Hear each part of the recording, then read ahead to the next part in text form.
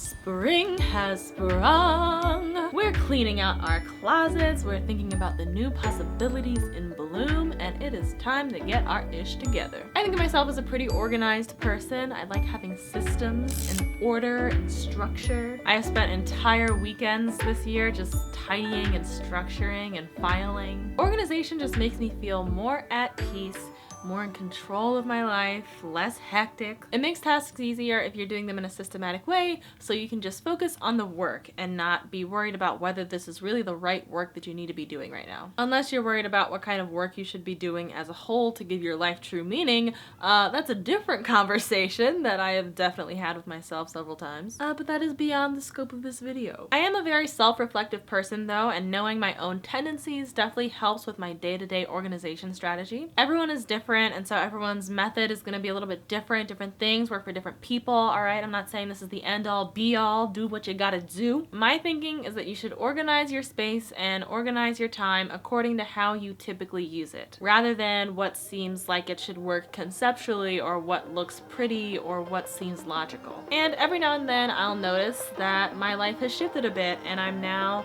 using my system a little bit differently, so it needs an upgrade, or maybe I need a new system entirely. So my methods are always changing and evolving to suit my needs, but as of right now, this is how I organize my life.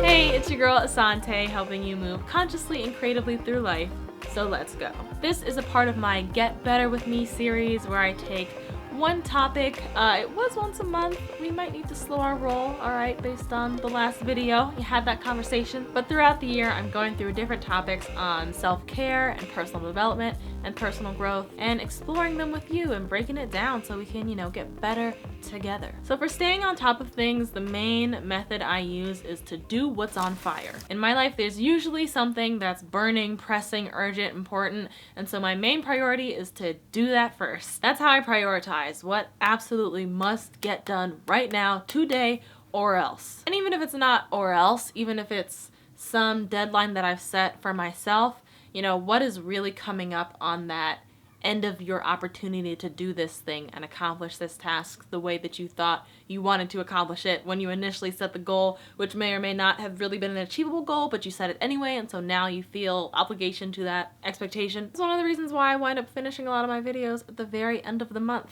like this one.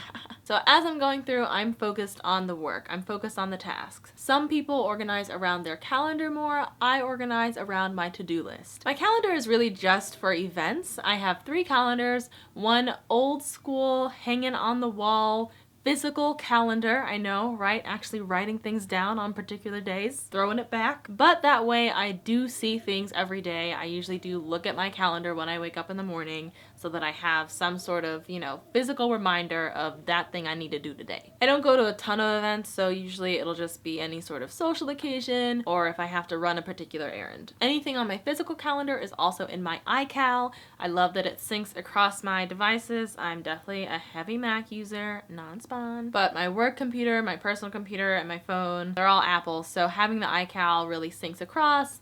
Different colors, color coding your events. You have personal events, you have work events, you have social events. So the iCal is how I sync across devices. And then for work specifically, I have my work calendar in Outlook. That's just the system that the company uses. It's mainly for work meetings. Outside of the workday, I usually don't have to consult my Outlook very much. The only time outside of work that I will refer to my work calendar is if it's the night before and I'm trying to just prepare for what I really need to have ready tomorrow. So my calendar is just for events, things that I have to go to or things I have to go do, for tasks that I have to accomplish, as well as notes or things to follow up on. I use Evernote. Evernote is my digital brain. I write everything down. I do not rely on my memory. And again, Evernote syncs across all of my devices on iOS apps. I do pay, I think, for the Plus version. I pay for the version that's like just a little more than free. You know, we're on a budget. You know, we're not gonna splurge for the premium. It's just, yeah, I need just a little bit, and that allows it to sync across multiple devices. I think it's unlimited devices. In Evernote, I use notebooks, and each of those notebooks is in a stack. So I have one stack for my day job, one stack for personal things, and one stack for social media and Ahsante the Artist type stuff. And within that, I have a couple of keynotes that I star, and those are my shortcuts. I have my master to-do list. This is the one that I refer to multiple times a day, every day. I have my to-buy lists, so anything as I'm going about my day and I realize, oh, I'm out of toothpaste, I just put it on the to-buy list so that when I go by CVS or whatever drugstore, I already have the list there. I have my work to-do list for the things that I have to do at my day job specifically. And then I have the list of video topics that I plan on doing next. My master to-do list is the main one that I work off of, and it goes down in like various sections. It's a long list. But again, most urgent stuff at the top, and then it gets less and less urgent as the list goes down. At the top, I have things broken down for the current week, the tasks that I want to do. So I'll just say, you know, Monday, XYZ, Tuesday, list the tasks that I want to accomplish each day, along with any sort of events that I have to go to, just so that they're in my brain mentally as far as allocating time. Below the different days of the week, I have the next admin tasks that I have to do. These things are non-urgent, they're not tied to a specific day, but the next time that I have a chance, the next time I'm at home and have some time, I just need to knock some of these things out. I used to schedule deadlines for my admin tasks, but I'd find that I'd always just have to keep pushing them off and recalculating the date, and it was just wasting time. So I just do them the next chance that I get. It's fine. Below that are things that I'm waiting on. Y'all, the waiting on list, critical. This is the list of stuff that I'm waiting on that I need to circle back on. Circle back. Don't you love corporate culture? But it's great to get down things on paper that, you know, are not your responsibility, but they're things that other people owe you that you need to, you know, keep an eye out. Hold them accountable, all right? Below things that I'm waiting on are the next Ahsante the Artist tasks that I have. These might be things like updating my website or sending out a perk, or, you know, the rebrand was something that was on my list. Then below that are any longer term goals, quarterly goals, overall resolutions, and then below that are just my financial state of affairs, which I will go into in a bit. So I have my master to-do list, and then I have my work-specific to-do list for my day job. And I work at PBS Digital Studios, a soft plug. It's a network of 20 different educational YouTube channels. Just check them out. And I'm Associate Director of Programming there, so what I'm doing is reviewing feedback on videos and cuts, and also helping with the development of new shows and new show ideas. So it's a lot of email. It's a lot of back and forth.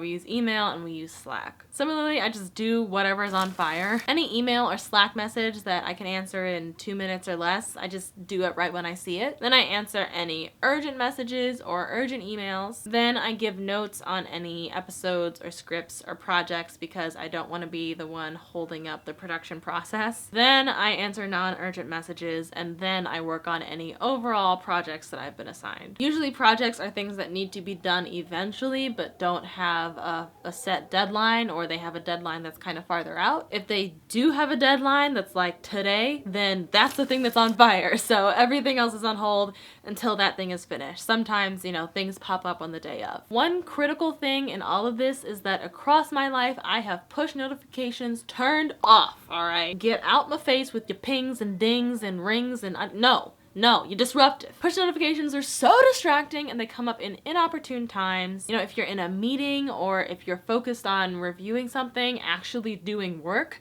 then they can just throw off your concentration, and then your productivity is ruined. So both at work and on my personal time, I check my email, I check my apps, they do not check me. Okay, who is the boss? Who is the boss of my attention? I am. All right, me. Another thing that I have developed as far as my organization recently is that I found that, especially last year, I would make a video and they just would take so much longer than I thought they should. I'd sit down for a weekend, really be working, filming, editing, and the whole weekend would pass and I still wouldn't get the video done. So I found that actually tracking the time that I spent on each part of the video making process really, really helped with that. I still track my video production time now, and basically I will just write down the hour that I start a task and the hour that I finished. So then I know, oh, it takes me an hour to shoot the vlog, and then it takes me 3 hours just to do the initial cut of the vlog. It takes me an hour and a half to 2 hours to do a stop motion animation segment that lasts for like 5 seconds. So maybe don't do 3 of those every video.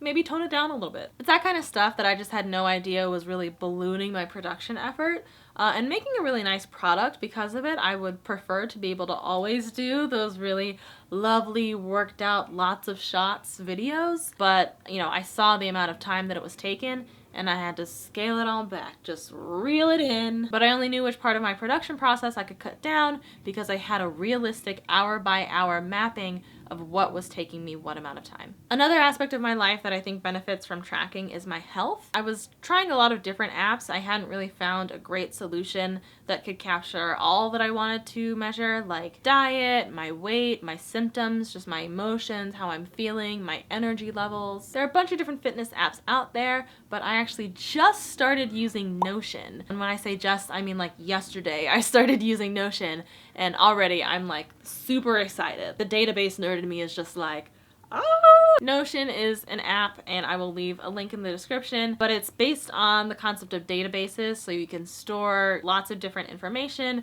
cross-reference your information, view the information in different layouts. They market it as an Evernote substitute, but right now I'm keeping my Evernote just as it is. Thank you very much. All right. She's precious, she's close to my heart, but I'm using Notion just as a habit tracker, just keeping a database on a date-by-date basis of what I ate, how I felt, you know, how my skin looked. And I do really like about Notion that you can add pictures in the database log for every day. That was huge, and that was something I wasn't really finding in the tracking apps. So if there's any part of your physical appearance that you want to track, if you have something going on with your skin. I struggle with acne. It's doing better now, but it's definitely something I want to keep track of and see, you know, how my diet affects my skin, how the sleep that I get affects my skin, and how other areas of my health interplay as well. For digital organization of files and bits of information, you can basically either rely primarily on search or rely primarily on sorting things into folders. For emails, I think search is great because usually when you're trying to find an email, you're thinking to yourself, what was that time that that person was talking about this thing? So you know, based on those keywords, what you should be searching for. So for emails, I have a couple of folders for a few things, but mostly I just archive everything and search what I need in the moment. But if I made a document in the past, I might not remember what that document is called. Or if I made a video, I might not remember the video title, or I may have changed the title between the file name and putting it on YouTube. So especially for assets that I create, I do organize things into folders on my computer and on my hard drive. I do have nested folders. I do number my folders. I use special characters. There's a whole system. For videos, I have things sorted by, you know, what's for my main channel versus what's for secondary channels or what's for other people. I do make videos just for my brilliant beans, so if you want an additional video each month, you can sign up for that. That'll be in the Eye and the Tiger and in the description. Brilliant Beans videos I keep separate from the videos that are on this main channel. I also have a system of backup drives, and I back things up to the cloud as well. Alright, so now for the finances. Money, money, money, money. I am big into spreadsheets. I love Excel formulas, you know, a little bit of code here and there, alright? I was a computer science minor, alright? CS minor, so, you know, I can do a little bit, you know. I use Google Sheets because, again, accessible, they can sync on all devices, and I'm mainly tracking my income and expenses from Ahsante the Artist related activities. And I do have a goal this year, fingers crossed, of taking in more than I spend on my channel this year because I've always spent a lot, and I'm kind of tired of losing money. So most of that income is from Patreon, which thank you so much to my Patreon supporters and to my new patron supporters after my last video. Really appreciate you guys coming through and joining the fam. I do want to keep track of it because I have to pay taxes on it. So just knowing, you know, what I gotta pay Uncle Sam at the end of the year is just good to keep in mind. I don't have it set up as a business or anything like that, but it's just miscellaneous income and good to keep track of. And I actually don't track the day-to-day expenses that I make because I've worked out a system. I've made a budget based on my paycheck so I know what I make in a month, how much my rent and my essential expenses cost, and how much I want to save, and therefore how much I have left over for discretionary spending on things like food, supplies, clothing, transportation, going out, anything like that. And for a few months, I did track, line by line, item by item, what I spent for like 2 to 3 months. So I know what I typically spend every month, and I know what I'm allowed to spend every month. So I put all of my discretionary spending on one credit card. I put my subscriptions and my bills on another credit card, and my paycheck goes into my checking account. And the way that my pay cycles go, my rent pretty much comes off the top, so I don't even see that money. And also the amount that I've allocated to savings goes directly into the savings account, so I don't have to see that either. If I can't see it, I can't touch it. I mean, you know what they say, you gotta pay yourself first, all right? We're taking care of ourselves this year. We're taking care of our future this year, all right? Taking care of our retirement this year, all right? Let's pray retirement is still a thing in 50 years, okay? So that way, all I have to do is check my discretionary credit card balance to make sure I'm not over that cap, and make sure that my bank account can cover my credit card bill. For food, I basically only make breakfast and eat out all the rest of the time. Speaking of discretionary spending, that's what I spend most of my money on. But I've done that again to fit my life and my style and how I want to be using my time. I was making my meals before. I was making salads because I like to eat salads, and it was taking me 5 to 6 hours every weekend just spent meal prepping, and that's time that I couldn't spend making these videos. So, I want to be making stuff. Also, because I like eating produce and salads, it was hard for me to do my meal prep over the weekend and keep my food fresh for the rest of the week. Like you get to that 5th, 6th day after you've made a salad and it's just not working. So I was like freezing parts of the salad, and then I had to thaw it the night before. It was just complicated and a lot simpler just to go down to sweet green. So I do eat out a lot, but I'm trading the money for my time, which for me is worth it. And I make my own breakfasts. They're very filling breakfasts. So all I really need is breakfast and a large salad for lunch. I don't typically eat dinner. For dinner, I might have a snack if I'm hungry. I have a few snacks around the house. And I do have, some frozen entrees around the house in case I get snowed in or something. I don't have no food around the house. Keeping my food routine simple really eliminates a lot of unnecessary decision making too. Overall, I've really tried to simplify my life. I go to work, I come home, I'm not taking care of anyone, I don't have any pets, I don't have a significant other, I don't have to worry about anyone else's feelings. I don't need to worry about what anyone else needs to eat. I cut down on my commute, so I don't really have to worry about, what I'm gonna do during my commute or being held up in traffic and having that hold up my routine. I like renting because if something goes wrong at my place, I can just call maintenance. So if you're trying to get more organized, it's worth thinking about how you can simplify or streamline or reduce or, basically Marie Kondo your entire life, which I happen to have made a video on. So that's how I have things handled right now. A big challenge is figuring out that production strategy and how I can keep up my videos and do my day job, because I want to excel in both. I got that perfectionist edge. I don't want to go halfway in anything. And as I alluded to in my last video, keeping up this channel is hard work. So if you look forward to these videos, if you want to help them to continue, then I hope you consider joining me on Patreon if you can. This is your last chance to get your name in the description as an OG patron here from the start. All right, the foundation of the channel holding me down. The real ones. So if you join before the end of April, which is in the next, 2 days or so, then you will have your name in the description of every video that you support. And you'll get one of these nifty "You Are Awesome" postcards with a handwritten note of encouragement from me. Thank you to everyone who's joined over the past day or so. It really does make a difference and it really does help. And thanks for all the great, precious comments on the last video. I really do appreciate it. In these comments, let me know an organization tip that you use. As always, remember to live spiritedly and think creatively, and I will see you next time.